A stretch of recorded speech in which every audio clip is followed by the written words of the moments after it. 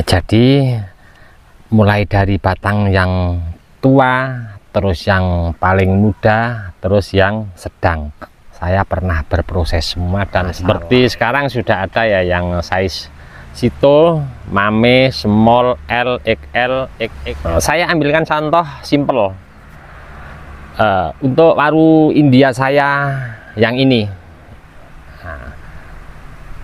Kurang lebihnya mirip seperti ini ya, bahan mentahnya. Saya pemilihan untuk dicangkok, batangnya sekian, ada cabang pertama, kedua, ruas seperti ini jauhnya. Kalau mau kita bikin jumbo, setelah saya amati, kalau batang utama itu sudah besar, karakternya tua, ruas ini bisa turun rapet ya. Dari sini, dari atas itu.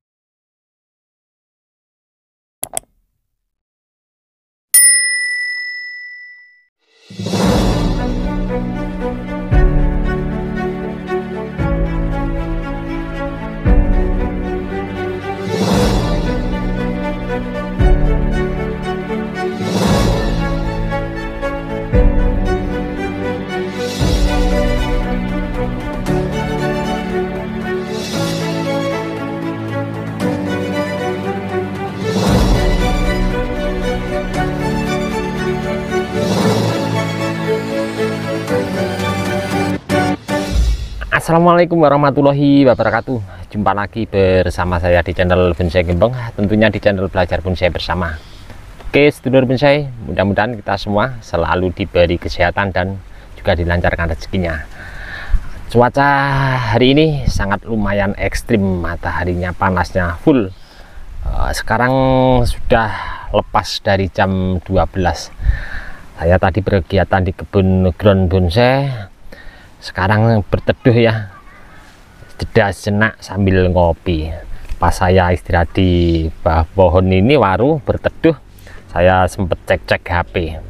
Nah ini saya menemukan ada temen yang komen di bawah deskripsi di video shot saya 3 bulan yang lalu. Di video saya itu saya menampilkan cangkok dulu sebelum didongkel untuk bahan bonsai waru ekspos akar. Ada satu pertanyaan dari temennya yang komen, pemilihan batang yang bagus seperti apa Pak D? Mohon masukannya, terima kasih, sukses selalu Pak D. Terus dia komen lagi, maaf bales Pak D pakai video ya biar jelas.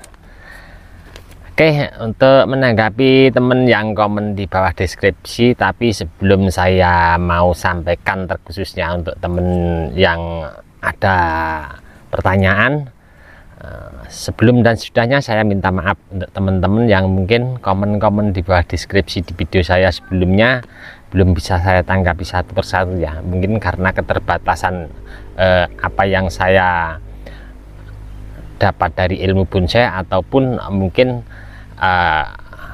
kurang begitu menyimak untuk komen-komen teman-teman. Saya mohon maaf yang sebesar-besarnya. Oke, tidak usah panjang lebar, saya sedikit mau berbagi terutama untuk teman yang komen di bawah deskripsi, dan mungkin nanti bermanfaat juga untuk teman-teman. Nah, setidaknya kita nanti sharing-sharing, sama-sama belajar. Nanti teman-teman yang mungkin menyimak di video kali ini nanti bisa komen-komen juga di bawah deskripsi. Tidak usah panjang lebar, kita langsung menuju ke bahannya. Pas banget bahan dasar yang beliau tanyakan ada di belakang saya ya. Pas banget ya, saya tadi ada di depan pohon ini sambil berteduh. Dan di sini saya mau sedikit agak santai sekalian berbagi secara detail bagaimana kita memilih bahan dasar pada batang seperti apa yang mau kita proses cangkok untuk pemilihan bahan dasar. Jadi perlu diperhatikan, yang pertama, kalau kita mau budidaya entah di bahan bonsai apapun ya, ini saya ambilkan bahan waru karena untuk menanggapi teman yang komen di bawah deskripsi 3 bulan yang lalu, itu untuk jenis waru. Jadi kondisikan sebelum kita cangkok, kita cek untuk kondisi di atas daun subur. Karena apa? Dimana kesuburan di atas akan mempengaruhi tingkat dimana pada batang yang akan kita cangkok nanti cepat keluar akar.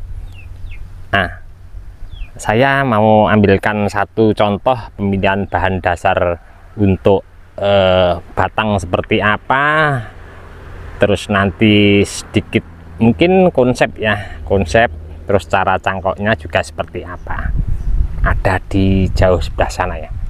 Kita lihat bahan dasarnya, nanti saya akan mendekat, saya akan tampilkan untuk teman-teman. Untuk pemilihan karakter batang yang seperti apa sebelum kita lakukan budidaya cangkok, saya dulu pernah mencoba ya. Jadi mulai dari batang yang tua, terus yang paling muda, terus yang sedang, saya pernah berproses semua dan selalu saya amati. Kalau yang terlalu tua seperti pada terdekat sama pangkal batang ya, tentunya itu yang paling tua. Saya pernah praktek ya, kira-kira saya ambilkan contoh seperti ini ya. Ini agak sedikit lama memang untuk kita lakukan budidaya cangkok untuk keluar akarnya. Terus untuk batang yang muda, kira-kira saya ambilkan contoh seperti yang di atas ya, terdekat sama paling ujung, paling pucuk daun. Saya ambilkan contoh seperti yang ini. Ini yang pertama hampir sama, untuk keluar akarnya sedikit lama juga. Terus yang kedua itu rentan patah. Karena apa? Tentunya kalau batang muda seperti ini, kulit kambiumnya biasanya tebal sekali. Terus untuk tulang tengahnya juga kecil, masih lembek. Jadi terkena angin kalau di atas rimbun itu gampang patah. Nah, kalau untuk saya pribadi, saya ambil kesimpulan dengan pemilihan batang untuk karakternya kira-kira seperti ini ya. Nah, jadi tidak terlalu tua, tidak terlalu muda, tentunya sedang seperti ini akan cepat tumbuh keluar akar.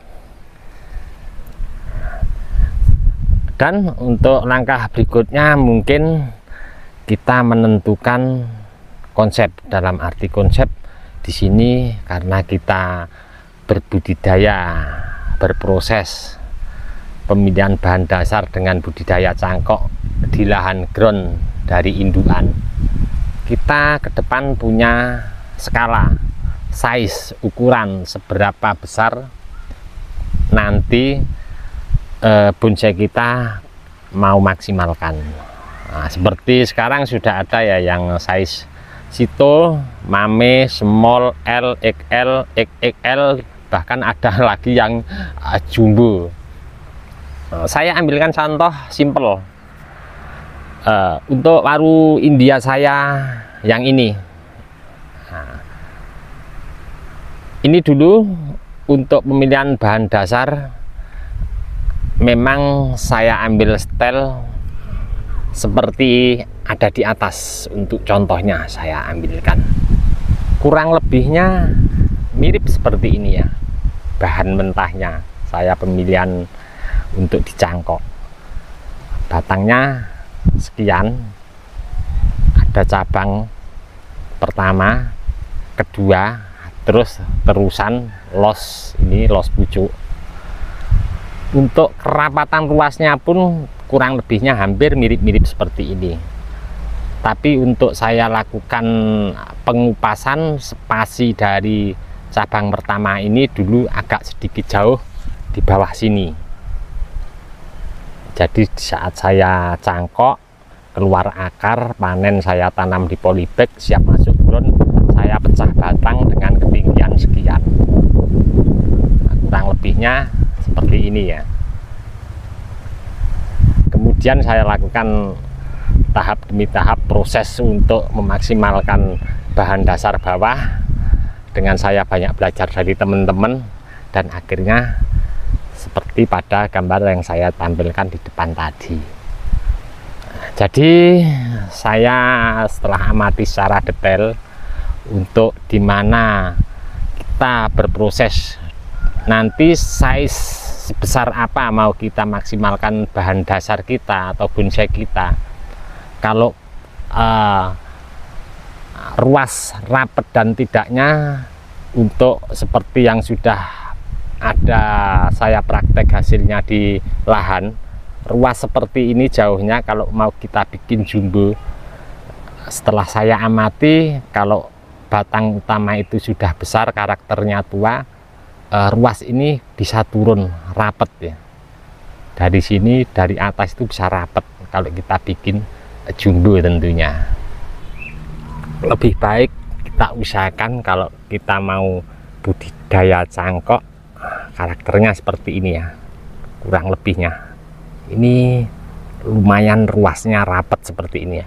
Kita mau nanti bikin mau jumbo, mame, semol gitu, kalau ruasnya rapet seperti ini, tentunya tumbuh titik tunasnya rapet juga. Nanti biasa kalau seperti ini tumbuh titik tunasnya nyampe deket sekali. Nanti untuk seleksi cabang-cabang mana saja yang mau kita pakai lebih enak ke depannya. Yang terakhir, satu tip lagi untuk teman-teman, letak di mana kita mau melakukan pengupasan ya. Nah, kalau seperti ini alangkah baiknya untuk kita lakukan pengupasan pas di bawah ruas seperti ini ya, jangan di atas ruas seperti ini.